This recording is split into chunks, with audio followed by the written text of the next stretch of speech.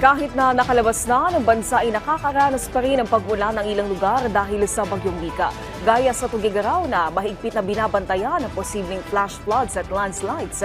Bukod dyan ay naghahanda na rin ang LGU sa epekto naman ng bagyong Ophel. Si Dina Villacampa na Radyo Pilipinas sa Balitang Pambansa. Nakapwesto ngayon sa lungsod ng Tuguegarao ang Operations Center ng Incident Management Team ng Provincial Disaster Risk Reduction Management Council ng Cagayan para sa mabilis na pagpapagalaw ng Quick Response Team sa mga mangailangang lugar na naapektuhan ng Nika, particular na sa southern part ng probinsya na nakararanas ngayon ng pagbaha dahil sa malakas na pag-uulan hindi lang sa Cagayan kundi maging sa Upper Cagayan River. Ayon kay PDRRM Rueli Rapsing, sa ganitong pagkakataon naaasahang tataas ang level ng tubig sa probinsya na siyang tagasalo ng tubig sa upstream. Pati sa ibang ilog sa probinsya ay nakita ng pagtaas ng tubig, sa katunayan nakapagtala na ng flash flood sa bayan ng Gonzaga at iba pang lugar sa lalawigan dahilan para hindi rin magkamayaw ang mga ito sa rescue operations, gayon din ang pagsasagawa ng forced evacuation. Ang pinangangambahan sa ngayon ay ang ulang ibubuwas pa ng bagyong Ophel dahil tsakaan niya maabutan pa nito ang bahang idinulot ng bagyong Nika.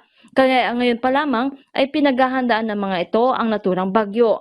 Ang pinangangambahan ng mga ito, baka maulit ang naranasan ng probinsya ng bagyong Ulysses na halos lahat ng bayan sa probinsya ay nalubog sa tubig baha. We're so busy monitoring other areas, hindi lang Cagayan River.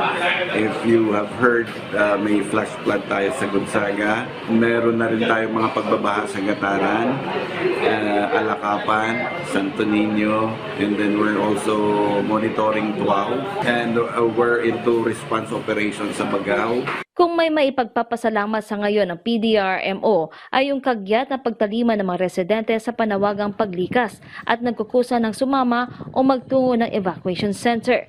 Umaasa itong magpapatuloy ito sa tuwing may bagyo dahil ito lamang anya ang tanging paraan para mailayo mga tao sa peligro. Hopefully manatili po tayong ganito. Every time na meron tayong sama ng panahong kinakaharap ay kagyat kayong pumupunta sa ating mga evacuation centers because that's the only method sa ngayon na masasabi nating safest.